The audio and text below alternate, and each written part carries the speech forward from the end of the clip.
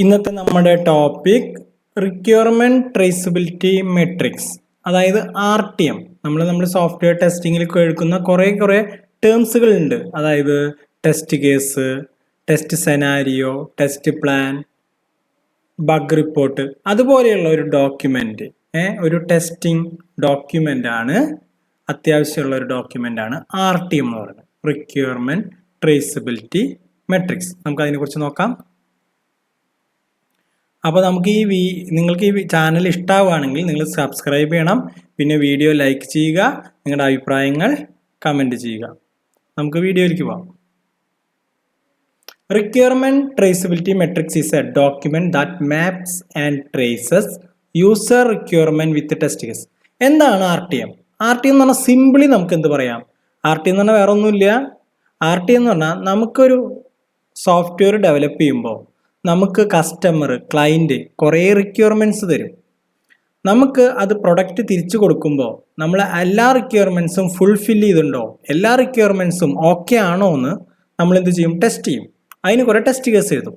അതായത് അതിനെ ഓവറോൾ അതിനെ ഡോക്യുമെൻ്റ് ആക്കണതാണ്. മെയിൻലി ആ റിക്വയർമെൻറ്റ്സിനെയും അതിന് കറസ്പോണ്ടിങ് ഉള്ള ടെസ്റ്റ് കേസിനെയും കൂടി മാപ്പ് ചെയ്യണ ആ ഡോക്യുമെൻറ്റിനെയാണ് നമ്മൾ എന്ത് പറയണത്? Requirement traceability matrix. അത് ട്രേസ് ചെയ്യുക, ട്രാക്ക് ചെയ്യുക, ട്രേസ് ചെയ്യുക എന്ന് പറയില്ലേ, അത് റിക്വയർമെൻറ്റിനെ ട്രേസ് ചെയ്യുക, റിക്വയർമെൻറ്റിനെ കറസ്പോണ്ടിങ് ടെസ്റ്റ് കേസ്. അതായത് സപ്പോസ് നമ്മുടെ കുറേ റിക്വയർമെൻറ്റ്സ് ഉണ്ടാവും, 1, 2, 3 എന്ന് പറഞ്ഞിട്ട് റിക്വയർമെൻറ്റ്സ് ഉണ്ടാവും. A1, A2, A3 അല്ലെങ്കിൽ R1, R2, R3 അങ്ങനെ കുറേ റിക്വയർമെൻറ്റ്സ് ഉണ്ടാവും. ഓരോ റിക്വയർമെൻറ്റ്സും ഓക്കെ ആണോ, അത് ഫുൾഫിൽ ആയോ എന്നറിയാൻ ഒന്നിലധികമോ ടെസ്റ്റ് കേസ് ഉണ്ടാവും. അപ്പോൾ ഓരോ റിക്വയർമെൻറ്റ്സും നമ്മളത് മെയിൻലി സിമ്പിളായിട്ട് പറയുകയാണെങ്കിൽ 2 കോളാണ് ഉണ്ടാവുക. ഒരു കോളത്തിൽ എന്തുണ്ടാവും? റിക്വയർമെൻറ്റ്സ് ഉണ്ടാവും. അടുത്ത കോളത്തിൽ എന്തുണ്ടാവും? ഓരോ റിക്വയർമെൻറ്റിനും കറസ്പോണ്ടിങ് ആയിട്ടുള്ള ടെസ്റ്റ് കേസുകൾ ഉണ്ടാവും. ഇതിന് രണ്ടിനും കൂടി ഒരുമിച്ച് പറയുന്നത് എന്താണ്? Requirement traceability metrics. സിംപിളി പറയുകയാണെങ്കിൽ റിക്വയർമെൻറ്റ് ട്രേസബിലിറ്റി മെട്രിക്സ് എന്താണ്? It connects or maps requirements to test case. റിക്വയർമെൻറ്റിനെ ടെസ്റ്റ് കേസായിട്ട് കണക്ട് ചെയ്യണം, അല്ലെങ്കിൽ റിക്വയർമെൻറ്റിനെ ടെസ്റ്റ് കേസായിട്ട് മാപ്പ് ചെയ്യണം, അല്ലെങ്കിൽ ട്രേസ് ചെയ്യണം. അതിനെയാണ് നമ്മൾ എന്ത് പറയുന്നത്? Requirement traceability matrix. സിംപിളി പറയുകയാണെങ്കിൽ റിക്വയർമെൻറ്റ് എന്ന് പറഞ്ഞൊരു കോളം ഉണ്ടാവും, ടെസ്റ്റ് കേസ് എന്ന് പറഞ്ഞ കോളം ഉണ്ടാവും. റിക്വയർമെൻറ്റ് എന്ന് പറഞ്ഞ കോളത്തിനെ ടെസ്റ്റ് കേസായിട്ട് മാപ്പ് ചെയ്യുക. ഒരു കോളത്തിൽ റിക്വയർമെൻറ്റ്സ് ഉണ്ടാവും, ഒരു ഭാഗത്ത് എന്തുണ്ടാവും? അതിന് കറസ്പോണ്ടിങ് ടെസ്റ്റ് കേസ് ഉണ്ടാവും. ഇതിനെ നമ്മൾ എന്നിട്ട് ടെസ്റ്റ് കേസ് കഴിഞ്ഞതിന് സ്റ്റാറ്റസ് മാറ്റി എല്ലാ കറസ്പോണ്ടിങ് റിക്വയർമെൻറ്റ്സും ഫുൾഫിൽ ആയോ നോക്കാനുള്ള, ട്രേസ് ചെയ്യാനുള്ള ഓവറോൾ ആയിട്ടുള്ള ഒരു ഡോക്യുമെൻ്റ് ആണ് റിക്വയർമെൻറ്റ് ട്രേസബിലിറ്റി മെട്രിക്സ്. നമുക്കപ്പോൾ ഒരു എക്സാമ്പിളിലേക്ക് പോവാം. അതിനേക്കാൾ മുമ്പ് നമുക്കതിൻ്റെ മെയിൻ ആയിട്ടുള്ള ഒരു റിക്വയർമെൻറ്റ് ട്രേസബിലിറ്റി മെട്രിക്സിൻ്റെ മെയിൻ പർപ്പസ് എന്താണെന്ന് നോക്കാം. എന്താണ്? It is to validate that all the requirements are checked via test case. അതായത് നമുക്ക് ക്ലയൻറ്റ് തന്നിട്ടുള്ള എല്ലാ റിക്വയർമെൻറ്റ്സും നമ്മൾ ചെക്ക് ചെയ്തിട്ടുണ്ട്, ടെസ്റ്റ് ചെയ്തിട്ടുണ്ട്. എങ്ങനെ? കറസ്പോണ്ടിങ് ടെസ്റ്റ് കേസ് എക്സിക്യൂട്ട് ചെയ്ത് അത് ചെക്ക് ചെയ്തെന്ന് ഉറപ്പിക്കാനുള്ള ഒരു ഡോക്യുമെൻ്റ് ആണ് requirement traceability matrix. Main purpose എന്താണ്? നമുക്ക് ക്ലയൻസ് എന്ന റിക്വയർമെൻറ്റ്സ് ഒന്നും മിസ്സാവാണ്ട് 1, 2, 3 നമ്പർ ഇട്ട് വെച്ചിട്ടുള്ള എല്ലാ റിക്വയർമെൻറ്റ്സും കറസ്പോണ്ടിങ് ടെസ്റ്റ് കേസ് എഴുതിയിട്ടുണ്ട്, ആ ടെസ്റ്റ് കേസ് എക്സിക്യൂട്ട് ചെയ്തിട്ടുണ്ടെന്ന് നമുക്ക് ഒറ്റ ഡോക്യുമെന്റിൽ മനസ്സിലാക്കാനുള്ളതാണ് RTM.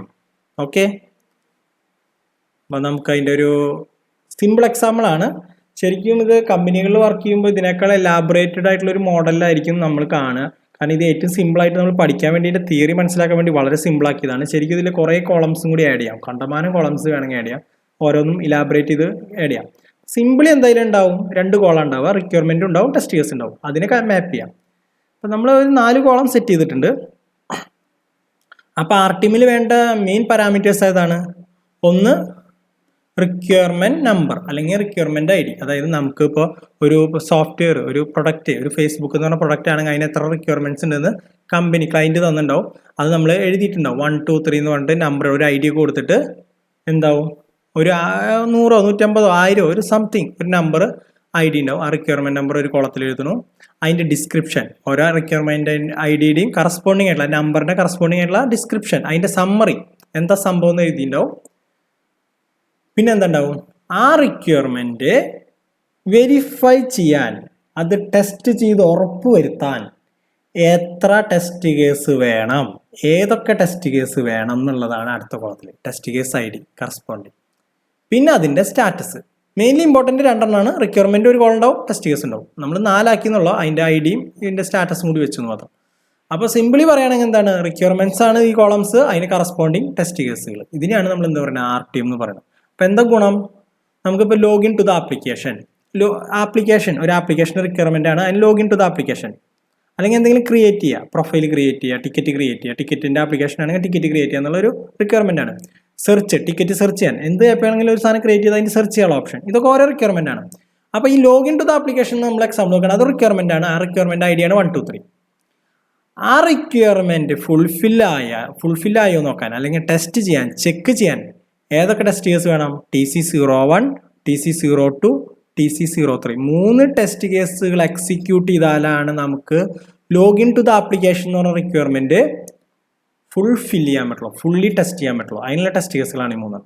അപ്പോൾ ഈ ഒരു ഡോക്യുമെന്റിനെയാണ് നമ്മൾ എന്താ പറയുക, RTM എന്ന് പറയുക. ഇതിൽ നമ്മൾ ഒരു കോളം കൂടി ഇപ്പോൾ ആഡ് ചെയ്തിട്ടുണ്ട്. ഏതാണ്, ഈ ടെസ്റ്റ് കേസുകളുടെ ഏതൊക്കെ പാസ്സായിട്ടുണ്ട്, ഏതൊക്കെ ഫെയിൽ ആയിട്ടുണ്ട്, കണ്ടോ ഇവിടെ ഫെയിൽ ആയിട്ട് കാണിക്കുന്നുണ്ട്, ഏതൊക്കെ എക്സിക്യൂട്ട് ചെയ്യാത്തുണ്ട്, നോട്ടറാണ്, അങ്ങനെ പല രീതിയിൽ. അപ്പോൾ നമുക്ക് ഒറ്റ ഇതിൻ്റെ വ്യൂവിൽ നമുക്ക് ഈ പ്രൊജക്റ്റിൻ്റെ ഇപ്പോഴത്തെ ടെസ്റ്റിംഗ് സ്റ്റാറ്റസ്, എത്രത്തോളം ടെസ്റ്റിംഗ് എസ്റ്റിമേറ്റ്, എത്രത്തോളം പെർസെൻറ്റേജ് നമ്മൾ എക്സിക്യൂട്ട് ചെയ്തു, എത്ര പാസ്സായി, എത്ര ഫെയിലായി, എത്ര റിക്വയർമെൻറ്റ്സ് കവർ ചെയ്തു എന്നൊക്കെ നമുക്ക് ഒറ്റ ഡോക്യുമെൻറ്റ്സ് നോക്കി തന്നെ മനസ്സിലാവും. അടുത്ത ഇതിൻ്റെ ഒരു അഡ്വാൻറ്റേജ് എന്ന് പറഞ്ഞാൽ, നമ്മുടെ ആപ്ലിക്കേഷനിൽ ഏതെങ്കിലും ഒരു റിക്വയർമെൻറ്റ് പുതിയതായിട്ട് ആഡ് ചെയ്തു, അതായത് നമ്മുടെ ആപ്ലിക്കേഷൻ ഫേസ്ബുക്കാണ് നിൽക്കുക, ഫേസ്ബുക്കിൽ പുതിയൊരു ലോഗിൻ ചെയ്യുമ്പോൾ തന്നെ OTP, മൊബൈലിൽ OTPയും കൂടി വെരിഫൈ ചെയ്യുന്ന ഒരു പുതിയൊരു റിക്വയർമെൻറ്റ് വന്നാൽ നമ്മൾ എന്ത് ചെയ്യും, ആ റിക്വയർമെൻറ്റ് വന്നാൽ അത് ഓൾറെഡി ഉള്ള റിക്വയർമെൻറ്റുമായിട്ട് ബന്ധമുള്ളത് കാരണം ആ റിക്വയർമെൻറ്റിൽ ചേഞ്ച് വന്നു നിൽക്കുക. നമ്മൾ ലോഗിനിൽ തന്നെ ഒരു ചേഞ്ച് വന്നു, ആ റിക്വയർമെൻറ്റിൽ ഒരു ചേഞ്ച് വന്നാൽ അതിന് കറസ്പോണ്ടിങ് ടെസ്റ്റ് കേസ് നമുക്ക് പെട്ടെന്ന് കണ്ടുപിടിക്കാൻ പറ്റും. അപ്പോൾ നമ്മൾക്ക് ലോഗിൻ ചെയ്യാനുള്ള ഒരു ചെറിയ റിക്വയർമെൻറ്റ് ചേഞ്ചാണ് വന്നെങ്കിൽ നമ്മൾ ആ റിക്വയർമെൻറ്റ് നോക്കണു, അതിൻ്റെ കറസ്പോണ്ടിങ് ടെസ്റ്റ് കേസ് എന്താണ്, TC01, TC02, TC03. അപ്പോൾ TC01, TC02 അതിൻ്റെ ആ ടെസ്റ്റ് കേസ് നമ്മൾ എടുത്തിട്ട് അതിൽ പോയി ആ ടെസ്റ്റ് കേസ് മാറ്റി എഴുതും. അല്ലെങ്കിൽ ടിക്കറ്റ് സെർച്ച് ചെയ്യാനുള്ളൊരു ടിക്കറ്റിൻ്റെ ഭാഗത്ത് ടിക്കറ്റിൻ്റെ ഒരു സെക്ഷനിൽ നമുക്ക് പുതിയൊരു റിക്വയർമെൻറ്റ്, ഒരു മാറ്റം കസ്റ്റമർ പറഞ്ഞിട്ടുണ്ട്. അപ്പോൾ നമുക്ക് അതിന് കറസ്പോണ്ടിങ് എന്ത് ചെയ്യണം, ടെസ്റ്റ് കേസ് എഴുതണം. അപ്പോൾ ടെസ്റ്റ് കേസ് ചിലപ്പോൾ ഒരു 1000 1500 ഓൾറെഡി എഴുതി വെച്ചാൽ തപ്പം ഭയങ്കര ബുദ്ധിമുട്ടാവും. അത് സെർച്ച് ചെയ്ത് ആ ടെസ്റ്റ് കേസ് തപ്പിയെടുക്കാൻ എളുപ്പമല്ല.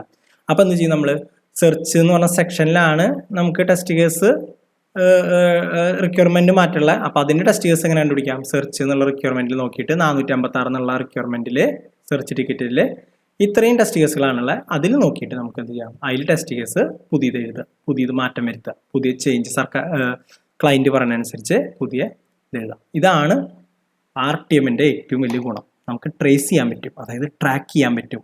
പിന്നെ നമ്മുടെ പ്രൊജക്റ്റ്, നമ്മുടെ സോഫ്റ്റ്വെയർ, നമ്മുടെ ടെസ്റ്റിങ്ങിൻ്റെ ഇപ്പോഴത്തെ എത്ര പെർസെൻറ്റേജ് കഴിഞ്ഞു, എത്ര പെർസെൻറ്റേജ് എക്സിക്യൂട്ട് ചെയ്തു, എത്രത്തോളം റിക്വയർമെൻറ്റ്സ് കവർ ചെയ്തു എന്നുള്ളത് മനസ്സിലാവാം. അപ്പോൾ കസ്റ്റമർക്കും നമുക്ക് ഇതിൻ്റെ റിപ്പോർട്ട് കൊടുക്കുമ്പോൾ അവർക്ക് മനസ്സിലാവും നമ്മുടെ ഈ പ്രൊജക്റ്റ്, ഇപ്പോൾ ചെയ്തുകൊണ്ടിരിക്കുന്ന പ്രൊജക്റ്റ് എത്രത്തോളം എക്സിക്യൂട്ടായി, എത്രത്തോളം പെർസെൻറ്റേജ് ആയി, എവിടെ എത്തി നിൽക്കുന്നു എന്ന് സിമ്പിളായിട്ട് നമുക്ക് മനസ്സിലാക്കാൻ പറ്റും. അപ്പോൾ ഈ വീഡിയോ കണ്ട എല്ലാവർക്കും താങ്ക്സ്. നമുക്ക് അടുത്ത വീഡിയോയിൽ കാണാം.